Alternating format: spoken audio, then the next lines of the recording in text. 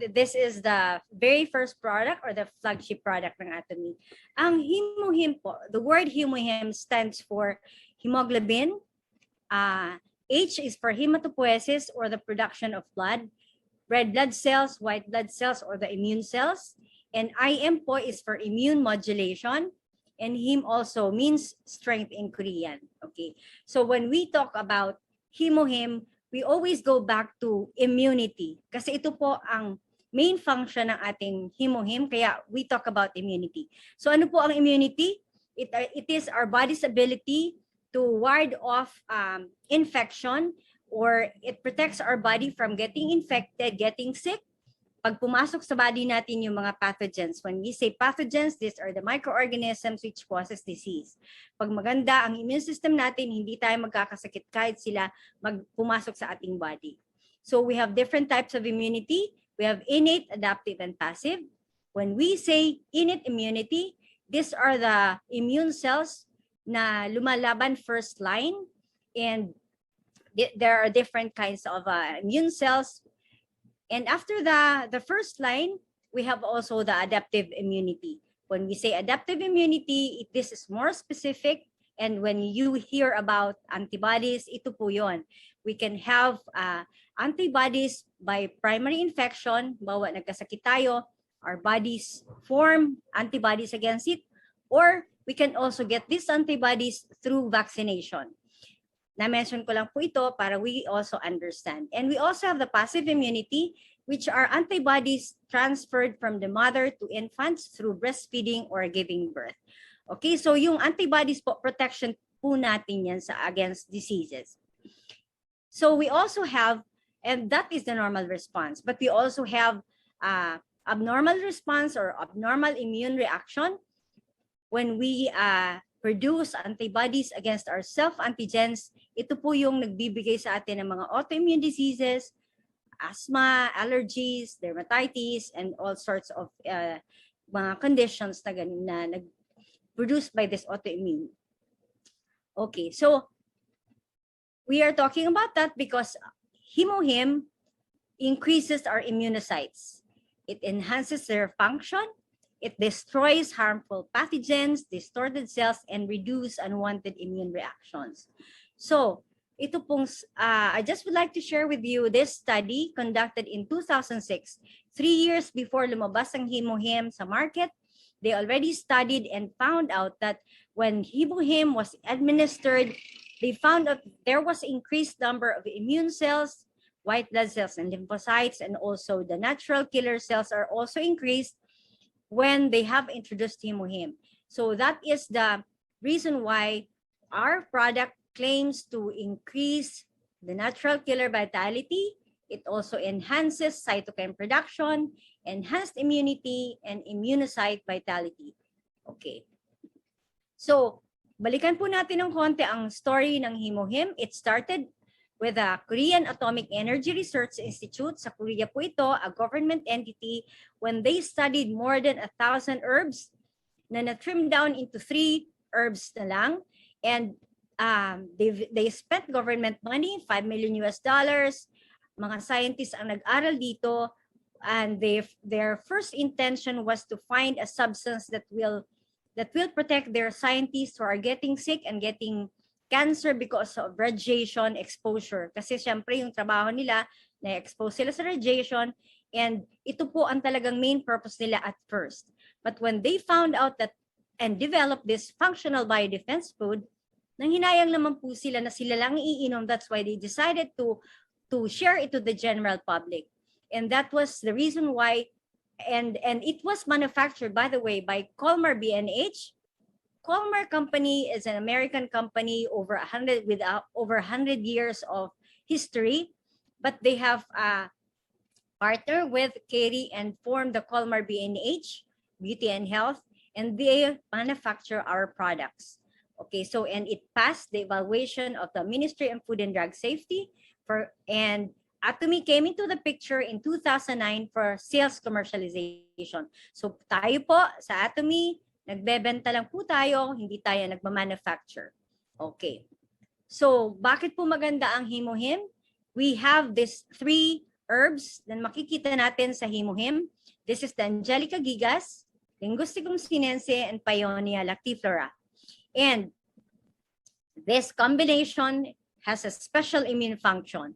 And sabi ko nga kanina, because it was done in theory, it was developed through biological engineering and radiation technology.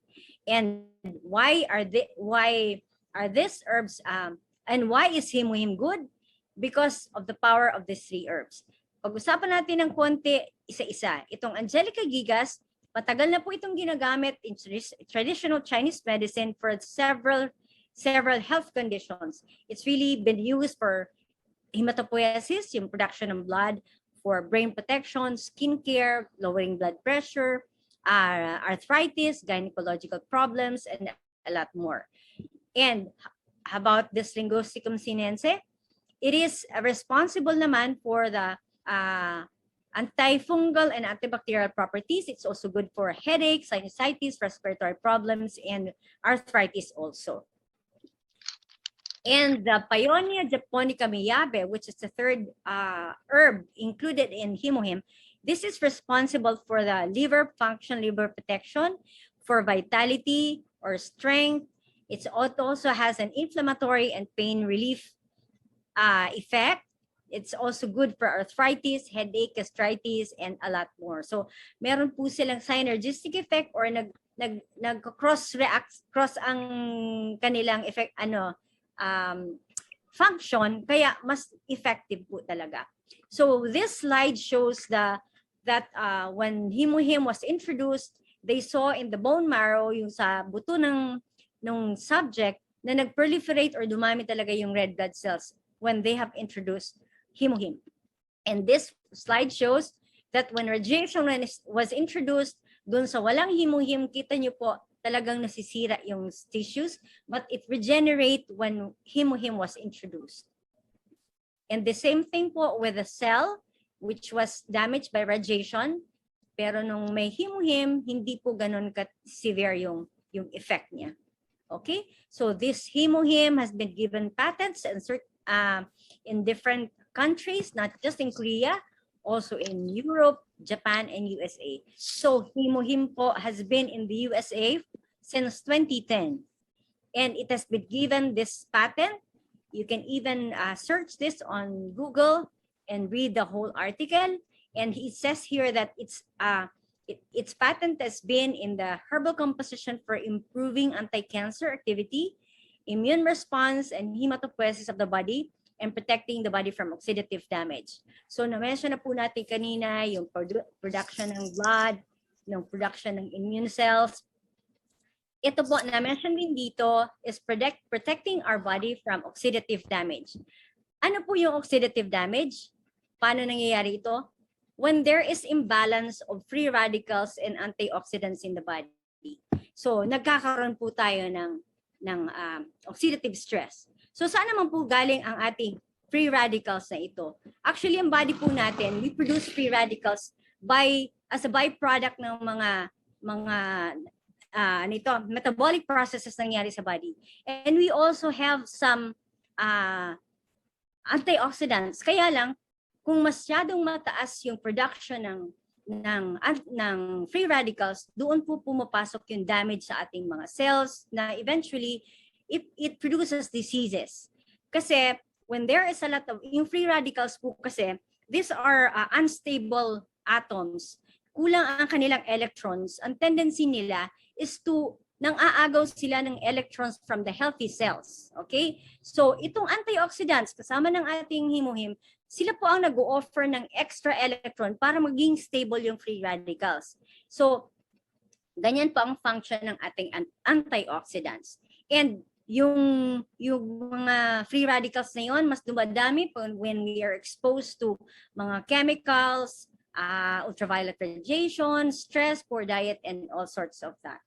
Okay, pag mga parating puyat, mga ganun, nakakadagdag din po yun. And as I have mentioned kanina, it produces different medical conditions such as diabetes, atherosclerosis, mga inflammatory conditions, high blood pressure, heart disease, and of course, yung ayaw natin, ang cancer. Okay. So, I would also want to ask you, syempre, ang concern natin, is Hemohim safe? Because, of course, now or later, you will meet na some issues about Hemohim. I just would like also to discuss na this Hemohim, matagal na ito pong mga herbs na included in Hemohim. Matagal na po itong recorded in herbal medicine books for so long na. And it's toxicologically safe medicine. Okay, so the substance methoxylin, which has been claimed to be found in Hemohim, it is also been found sa madami pong mga fruits and vegetables na kinakain natin regularly, like dill, parsley, green tea, celery, lemon, orange, o sino po sa atin na hindi kumakain yan. It's also found in those fruits and vegetables. But like any functional substance po, when you consume it really in excess, dun magkakaroon ng problem. And with regards to Hemohim, para po makakuha tayo ng 240 milligrams of methoxylin, which can cause problems in our body, we need to take 1,000 packets of Hemohim all at once para tayo magkaroon ng masamang epekto. So, ito po ay research ng Kerry and manufactured by Colmar. So, they made sure that it is safe and harmless for our human body. So, we don't need to worry about anything na maririnig natin or mababasa natin about this. And yun po ang kanilang statement about this. Okay, so moving on.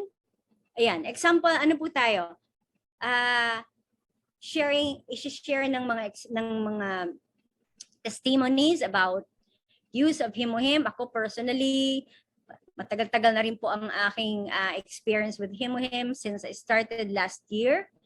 Yung issues ko sa blood sugar, may bumaba. I had an operation for my breast condition. I also had my chemotherapy. I also had COVID, and all of this kasama ko po ang mga products ng Atomy who's been helping me with my health. Okay, so especially Hemohim.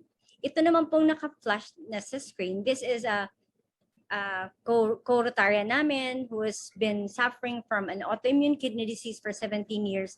May IgA nephropathy siya po. Nag-lose siya ng red blood cells through the kidneys, kaya bumabagsak po ang kanyang hemoglobin hematocrit. And just for a month intake of Hemohim, from 98, naging 120 po ang kanyang hemoglobin. And she also told me na nawala yung mga back pains niya. Kanina pong hapon, I tried to, kinumusta ko po siya, and she told me na nagkaroon pala siya ng COVID. Hindi ko alam exactly when, pero nagpasalamat pa rin siya sa Hemohim. Thanks to Hemohim daw, hindi naman siya severe. Especially, meron din siyang autoimmune disease.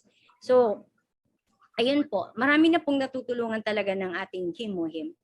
And regarding po sa COVID, this study is a recent study conducted in Canada, and they found out that those patients with severe COVID condition have reduced natural killer cell counts. And they also have impaired cytolytic activity. And di ba po, kanina na-mention ko, Hemohim increases the production of immune cells, including these natural killer cells and other cells. So, kaya maganda po talaga ito kahit sa mga COVID cases. Okay? So, ito po, ipaparinig ko po sa inyo, in-attach ko yung clip, yung parati kong sinasabi sa inyo na si Myra, na meron siyang diabetes, pakinggan po natin ng konti ang kanyang testimony. Hello, ako po si Myra. Isa rin din akong Mindoreños. Bago po ako gumamit ng Atomy, Hemohim, ang akin pong hemoglobin is 59, ang sugar ko is 63, ang akin pong creatinine is 3.0. Ngayon, nabahala po kami dahil bagsak lahat ng sistema ko, pati doktor ko. Supposed to dapat daw ito for dialysis na. One time po, nag-uusap kami ng friend ko na si Chiki, na ulit niya sa akin ang Atomy, Hemohim. Ininsist niya talagang gumamit ako. Subukan to daw, wala namang mawawala. Ang pagong paa ay maitim na dahil sa sobrang baba ng sugar at ang ugat ay barato na. Now, pinakita ko po sa kanya ang aking legs na nag-improve dahil sa Atomy, Hemohim. Sa totoo lang, una sa lahat ay ang Diyos. Pero ang pangalawa po ay ang aking kaibigan at ang Hemohim na nakatulong na malaki sa akin. At ang akin pong immune system ay lumalakas. Dati po ako'y hinihingal. Marami po sa akin ang nakakapansin, pumapayat ako. Pero ngayon po, ito ako very healthy at lumakas ang pagkain ko. Gusto ko po laging kumakain. Nagkagana na ako sa pagkain. Dati po ayaw kong kumain. Halos payat na ako dati. Pero now, iba na po ang pakiramdam ko. Salamat na marami sa Atomy, Hemohim.